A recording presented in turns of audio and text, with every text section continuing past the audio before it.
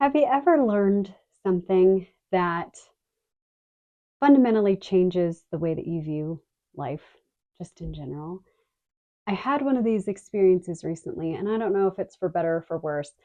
I do feel like any kind of exposure to anything that causes you to reflect and maybe make choices to better your life, I feel like that's always helpful. But sometimes you come across information that is so life altering that you're like, what do I even do now? Like, what do I even do with this? And so today we're going to talk about those circumstances and how you can support yourself and how you can be supported through that experience.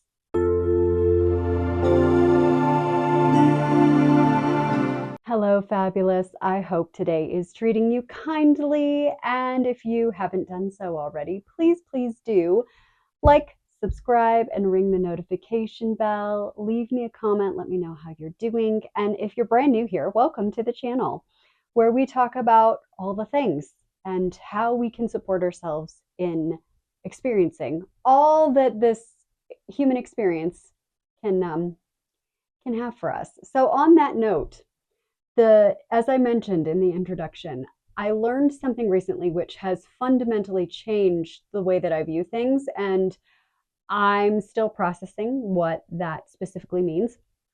So if you've not either watched a recent Mel Robbins podcast featuring Kelly McDaniel or read the book Mother Hunger, it is life altering.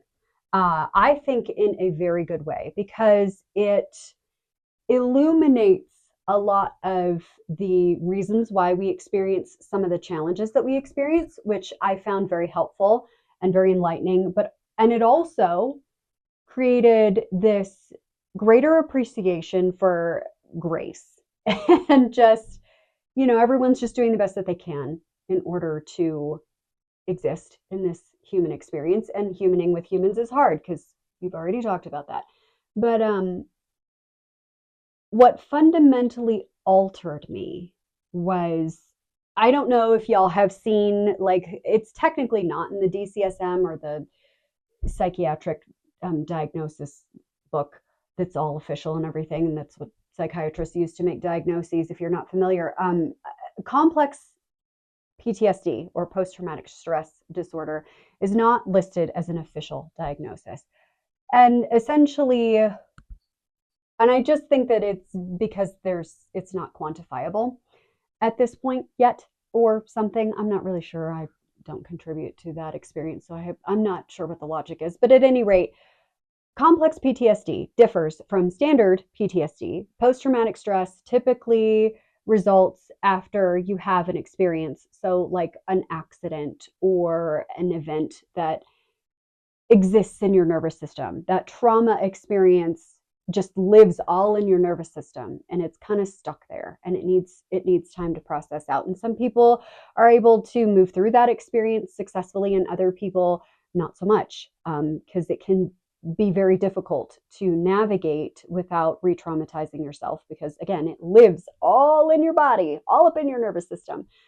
The thing about complex PTSD is that it's not one singular event that alters your being, that lives in your nervous system. It is a series of events. It is an experience, an environment in which you are perpetually traumatized. Either you are terrified all the time, which is an experience I resonate with quite a bit, or you're just not safe.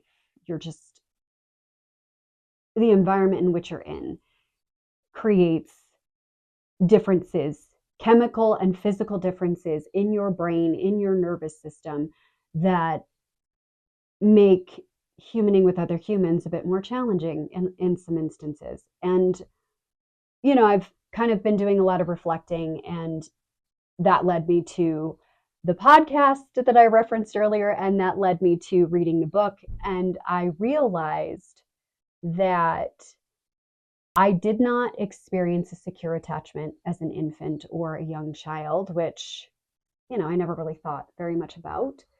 But I didn't realize how important that is, that having a secure attachment is fundamental to normal, healthy growth and development. And because I missed out on that, I'm not angry at my parents all the time about that experience. I mean, like I say, they did the best that they could. And this book really supports you in extending grace for the circumstances that were beyond the control of the individuals involved.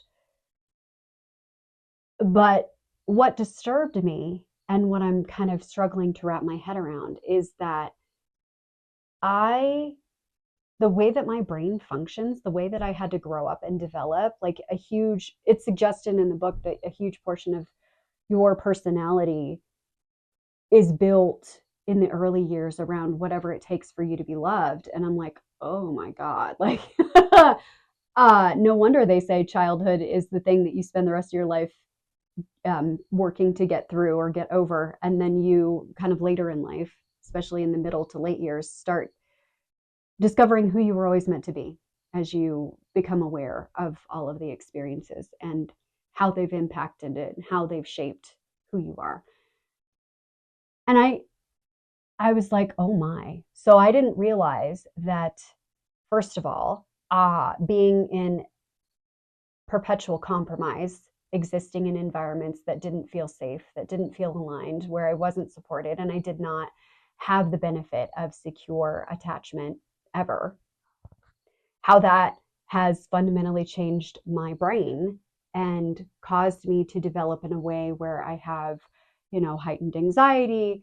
I always need to be aware of who's around me and what's going on. Like you just have this perpetual safety seeking kind of drive because the drive to attach is stronger than the drive to eat. You would rather attach to other human beings, you're biologically wired this way, over consuming food to keep you alive. And so I have wondered what I might have been like if I wasn't so afraid all the time. And it's not coming from a space of regret. It's just coming from a space of like, oh my gosh, like who am I?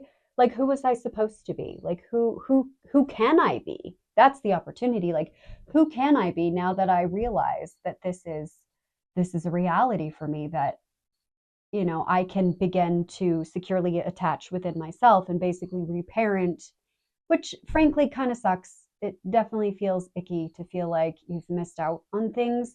It never occurred to me before because, if you are not familiar with what you're missing out on, then you don't have a fear of missing out because, again, no concept. You don't know what you didn't get, so you don't miss what you never had.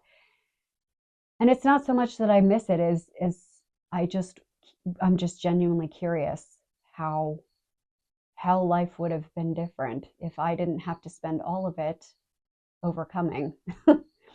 um, and it is sad. There's a huge part of me that grieves for the child that I was, the child that I didn't get to be, for all of the generations that have come before who also struggled with all of the things and therefore weren't able to fill that secure attachment void. Because typically, if you don't have a secure attachment with your caregivers, it's probably because they didn't either. And then it perpetuates on and on and on. And it's just really eye opening. I strongly encourage you to read the book. It will hit. It will hit in all the feels. And it's not meant to make anyone feel guilty. It's not meant to place blame or shame or guilt on anybody. That's not the energy. That's not the vibe of the book. It is to simply bring awareness so that we can do better, so that we can promote healing, so that we can explore and develop who we are as human beings. And if you happen to be like me, no judgment, no shame, a person who has no secure attachment and not really any kind of foundational awareness of what that experience could even be like, you're kind of in the boat of having to figure it out on your own, which if ever there was a theme for my life, it would be that. So I guess this tracks. But at any rate, when a person wonders these things about themselves, it can definitely take you to a very dark place. It can take you to a space of feeling less, of feeling unworthy, of feeling, why me, all of the things. And it's easy to stay there. And I think that the saving grace, your salvation in these experiences, is to just stay curious.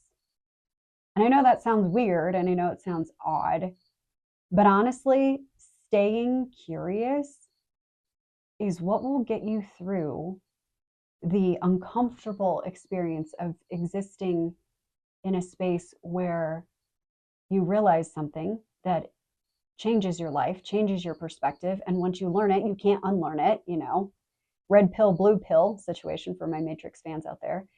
Um, and how you move forward after learning something that alters the way that you see life and the way that you do life and the way that you experience things.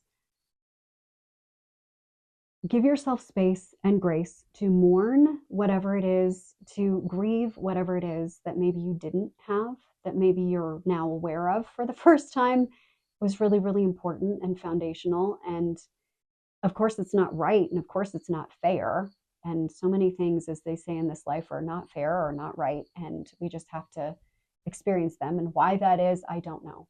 This human existence is about experience. And there are those in the camp that believe that we set up this life experience before we're even born. And this is the lessons that we choose. And so we kind of come into it with the foresight that this is the mission of this experience. And I don't know whether or not that's true. Maybe we'll never know. I'm not sure. But there are some days where I'm just like, oh my God, what did I hope to glean from this experience? Because I must be some kind of masochist. Like, higher self, you got some explaining to do. What is this? But just know that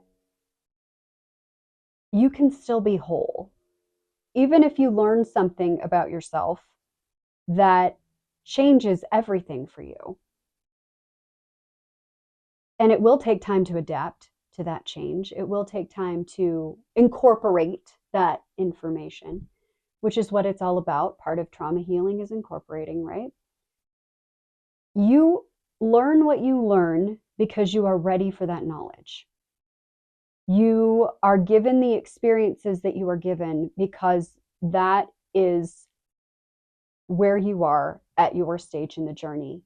And even if it sucks, and even if it's uncomfortable, and even if it's one of those mind blowing, like, okay, well, now how do I proceed now? Like, what do I even do with this now? Which is very much how I felt. I'm like, okay, so I'm fundamentally brain damaged, like from the minute that I was born, probably even before.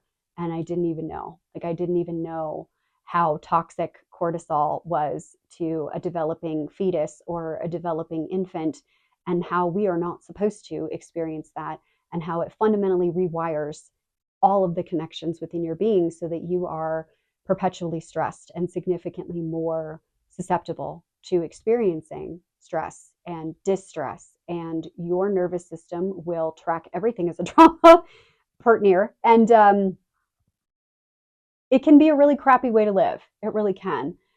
But again, the knowledge allows me to take educated action.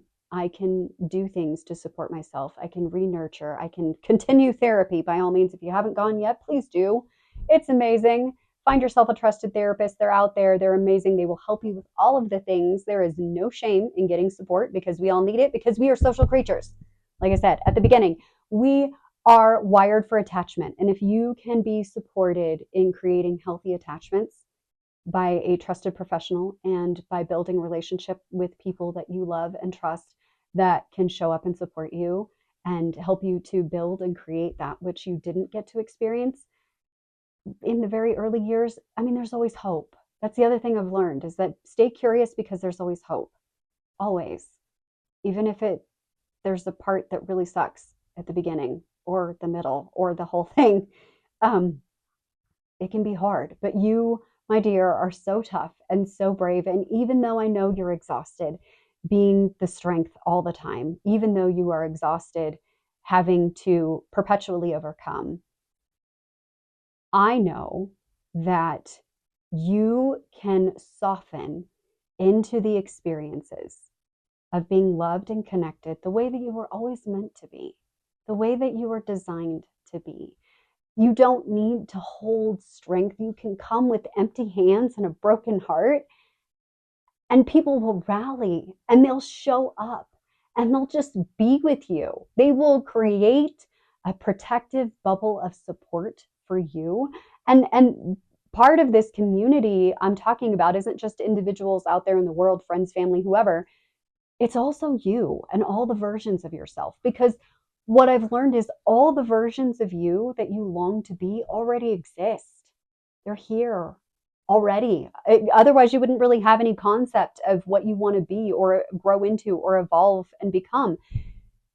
So let all of your community, spirit, your guides, your peers out there in the world, your friends, your family, the higher versions of yourself that have already become that which you seek to be, let them all be here for you. Let them hold you up. Let them be with you in the spaces where you feel most broken, in the spaces where you feel like, I can't anymore. I don't have an ounce of strength left to pick up and fight this battle. And they'll show up. I promise you they will. I have seen this in my life over and over and over again. And believe me, there have been many, many moments where I'm like, oh my God, hope springs eternal and it's so annoying. But it's true though. It's true. Just give yourself space and grace to see how good it can get. Just to see how much support shows up for you, even at those weakest moments when you have nothing to contribute.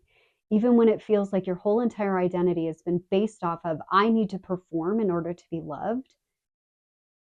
Allow the universe and allow your experiences to show you how untrue that is. Allow space for there to be another reality in which you just get to be. And that's plenty. That's more than enough. You get to just be loved simply because you exist. And even though it stings that the people who are supposed to love and shelter you the way that you needed maybe couldn't or didn't for whatever reason, you're still worthy of that and you can still have it. It's still yours. It's still there for you. Just sometimes it takes a minute to notice. Sometimes it takes a minute to just become aware. So I feel like I've rambled quite a bit, and I appreciate your patience as I have kind of long-windedly gotten to the point. But at the end of the day, I hope that this information is supportive to you. I hope that if you are going through an experience where you're processing information that is challenging or you're just not sure what to do with it, that you lean into the support that you already have, the support that's already here, the support that is waiting to be leaned into and to love on you because it's there. Sometimes we just have to dig around a little bit to find it. Sometimes we just have to open our eyes and pay attention to what's around us and just notice all the ways in which we're loved, all the ways in which we have been brought to this moment for our own best good, even when it sucks. So, again, hope this helps.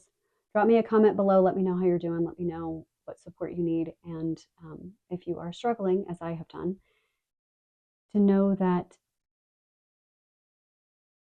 you still matter. You still are valuable. You're still important. You're still loved. You still belong, even with all of that, even with all the struggles.